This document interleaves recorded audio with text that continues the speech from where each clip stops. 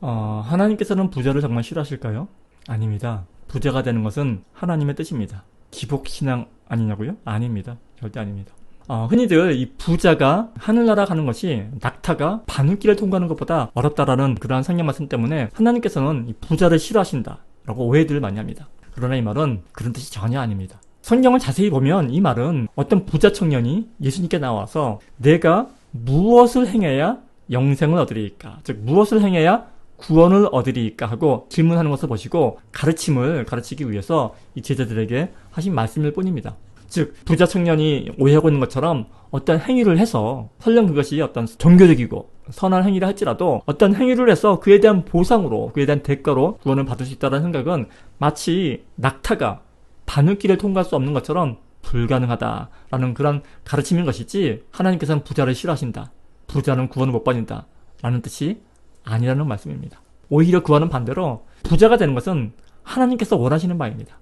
하나님께서는 모든 사람이 부자 되기를 원하십니다. 하나님은 이 자녀된 우리가 헐벗고 굶주림 속에서 이 고통받는 것보다 풍요롭고 여유 있는 그런 부자의 삶을 원하실 것입니다. 이것은 굳이 설명할 필요도 없는 너무나도 당연한 말일 것입니다. 그런데 왜 우리에게 언제부터 하나님께서는 부자를 싫어하신다 라든지 부자는 구원받기 힘든 그런 나쁜 사람이라는 그런 인식이 자연스럽게 생기게 된 것일까요? 물론 여기에는 여러 가지 이유가 있겠지만 아마도 그것은 아무런 노력 없이 갑자기 부를 이룬 사람이나 혹은 남을 이용해서 쉽게 부를 이룬 사람들 때문일 것입니다. 그러나 이런 사람은 그저 졸부일 뿐 진정한 부자는 아닙니다. 진정한 부자란 부를 창출해낼 수 있는 그런 능력을 갖춘 사람, 부를 만들어내는 사람이지 그저 우연히 로또 같은 데 당첨이 돼서 온몸에 명품을 휘감고 다니는 그러한 졸부를 뜻하지는 않습니다. 그러한 졸부가 아닌 진정한 부자들이 많은 사회에는 일자리가 넘쳐나고 굶주림에 고통받는 사람들이 적습니다. 우리 사회에는 이렇게 부를 창출해내는 능력을 갖춘 부자들이 보다 더 많아져야 합니다. 그리고 또 한 가지, 부자를 나쁜 사람으로 여기는 생각이 우리에게 자연스럽게 자리 잡은 이유는 아마도 부자들은 모두 자기밖에 모르는 이기주의자일 것이라는 이 선입견 때문일 것입니다. 성경은 이웃을 사랑하고 이웃을 위해 희생을 하라는 이타주의의 삶을 강조를 하는데, 그렇게 이타주의의 삶을 살아서는 부자가 되기 힘들 것이라고 생각하기 때문입니다. 그러나 여기에도 오해가 있습니다. 성경은 우리가 생각하듯이 무조건적인 이타주의를 강조하지 않습니다. 하나님은 자녀된 우리가 자신을 희생하는 것보다는 할 수만 있다면 자신의 재능을 최대한 실현시키며 사는 것을 더욱더 원하실 것입니다. 즉 하나님은 사람마다 자신에게 부여된 이 잠재된 능력을 최대한 이끌어내고 자신이 원하는 바를 성취하며 살아가기를, 즉 소위 자기개발, 자아실현을 삶 가운데서 마음껏 하며 살기를 원하신다는 말씀입니다. 왜냐하면 그렇게 하는 것이 결국에는 다른 사람을 돕는 길이기 때문입니다. 그런데 이런 말, 이런 논리가 우리에게 생소하게 들리는 이유는 무엇일까요? 아마도 그 이유는 나와 남에 대한 그릇된 생각, 즉 나와 남을 철저히 구분지어 생각하는 우리의 본성이 지닌 이 한계 때문일 것입니다. 신약성경 고린도전서 13장을 보면 남을 위하여 자기 몸을 불사르게 내어둘지라도 사랑이 없다면 울리는 꽹과리와 같다고 이야기를 합니다. 우리는 이 말을 들을 때 흔히 남을 위해 희생을 할 때는 진정 사랑하는 마음을 담아서 하라는 말씀으로 단순하게 생각을 하곤 합니다. 그러나 성경에서 말하는 사랑은 우리가 생각하는 것처럼 그렇게 단순한 의미가 아닙니다. 그보다는 훨씬 더 넓은 의미를 가진 말입니다.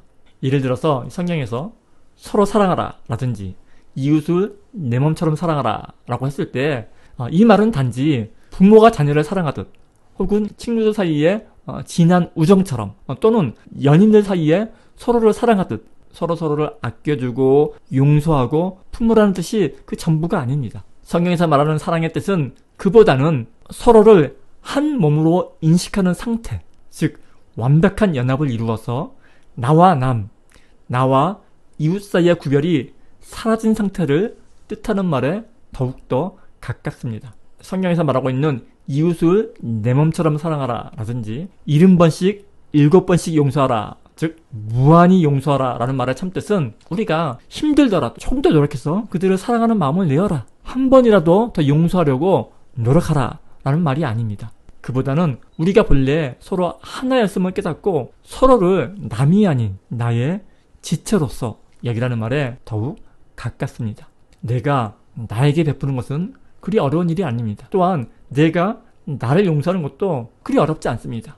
내가 나를 용서하고 내가 나를 사랑하는 일은 굳이 억지로 하지 않아도 되는 자연스러운 일입니다. 사랑도 마찬가지라는 것입니다. 본시 나와 남이 하나였음을 깨닫는다면 그로부터 행하는 모든 일이 곧 사랑입니다. 우리는 흔히 이타주의는 좋은 것이고 이기주의는 나쁜 것이라고 생각을 하는데 극도의 이타주의는 극도의 이기주의보다 더 나을 것도 더 고귀할 것도 없습니다. 둘 다 잘못된 것입니다. 왜냐하면 둘 다 상대를 나와 구분한 채 남으로 대하고 있기 때문입니다. 부자에 대한 생각 또한 마찬가지입니다. 부자가 나쁜 것이 아니라 이렇게 우리 주위의 사람들을 우리가 아닌 그들인 남으로 인식하는 한 우리는 구원받기 힘듭니다. 아마도 낙타가 바늘길을 통과하는 것보다 더욱더 힘들 것입니다. 신약성경을 보면 예수님의 가르침을 가장 잘 깨달았다고 여겨지는 바울은 늘 이 한몸의식, 지체의식을 강조합니다. 여기서 지체란 하나에 포함된 부분을 말합니다. 우리는 모두 한 몸을 이루고 있는 지체, 즉 부분이라는 것입니다. 부분은 결코 홀로 자신의 온전함을 주장할 수 없습니다. 팔, 다리가 몸에서 분리되어 홀로 존재한다면 그보다 더 공포스러운 것은 없을 것입니다. 몸의 각 지체는 한 몸을 이루고 있을 때 가장 아름답습니다. 인간이 바로 그렇다는 것입니다. 어느 한 개인이, 어느 한 조직이, 어느 한 계급이 자기 자신만을 주장하게 될 때 그것만큼 인간 사회에 해악을 끼치는 일도 없을 것입니다. 그리고 이러한 일은 그리 멀리서 일어나지 않습니다. 바로 우리 주위에서 얼마든지 일어나고 있는 일들입니다. 남을 나와 별개의 존재로 여기고 있을 때 부자는 나쁜 사람이고 가난한 사람은 게으른 사람들이고 이런 파나바뀐 생각으로 나와 남을 구분하고 우리와 그들을 구분하고 이쪽과 저쪽을 구분할 때 우리의 마음속에서 언제나 일어나고 있는 일들이라는 말씀입니다. 제가 오늘 전하고 싶은 메시지는 바로 이것입니다. 하나님은 우리 모두가 부자로서 풍요롭게 살기를 원하십니다. 진정한 자유를 누리며 살기를 원하십니다. 그리고 그렇게 되는 길은 그리 어렵지가 않습니다. 우리 모두가 각자 최상의 자아 실현을 하여서 자기에게 부여된 모든 능력을 남김없이 발휘하면서 살아가면 됩니다. 그러기 위해서는 먼저 자기 안에 내재되어 있는 가능성을 믿어야 하고 또한 무엇보다도 자기 자신을 사랑하는 사람이 되어야 합니다. 부자란 이것을 깨달은 사람입니다. 진정한 기업가는 자기를 위해서 일을 하지만 동시에 우리를 위해, 사회를 위해서 일을 합니다. 한 번이라도 월급을 줘가면서 사업을 해본 사람이라면 이 말이 무슨 뜻인지 실감하실 것입니다. 자기 혼자 잘 먹고 편하게 살기를 원한다면 한 100억 정도 모아놓고 평생을 놀고 먹으면 그만일 것입니다. 굳이 힘들게 기업을 하지 않아도 될 것입니다. 그러나 그런 부자는 100명이 모여 있어도 우리 사회에 하나도 도움이 안 될 것입니다. 자신이 속한 공동체를 확장된 나로 생각을 하고 자기 자신을 사랑하듯 사회 속에서 부를 창출해내는 사람이 진정한 부자이고 하나님께서는 우리 모두가 바로 그러한 부자가 되기를 원하십니다. 이 시대의 진정한 부자들은 모두 우리를 나로 생각한 사람들입니다. 모두가 만족할 수 있는 품질 좋은 물건을 적당한 가격에 만들어내는 기업가. 마치 자기 자신이 먹을 것처럼 정성스럽게 음식을 만들어내는 음식점 사장님. 내 가족에게 대하듯 친절하게 서비스를 하는 사업체 사장님들. 사람들은 이렇게 우리를 확장된 나로서 생각하는 기업체나 사업가를 더욱더 선호하고 이러한 사람들은 더욱더 큰 부자가 됩니다. 신약 성경에서 예수님께서 그토록 강조하시는 하나님 나라, 이 하나님 나라는 확장된 교회를 말합니다. 교회는 또한 확장된 가정의 모습입니다. 그리고 가정은 결국 확장된 나입니다. 결국 하나님 나라는 거대한 나입니다. 그 안에 있는 모든 지체는 그들이 아닌 바로 나입니다. 여기서 중요한 것은 사랑이란 이렇게 나와 남이 본래 아담 안에서 하나였음을 깨닫는 것이라는 사실입니다. 이렇게 이웃을 나로 여기며 살아갈 때 나를 사랑하듯 이웃을 사랑하고 나를 대하듯 남을 대할 때에 우리는 진정한 부자가 될 수 있습니다. 그리고 이렇게 잃어버렸던 우리의 관계를 회복하는 것이 곧 성경이 말하고 있는 사랑이며 구원일 것입니다.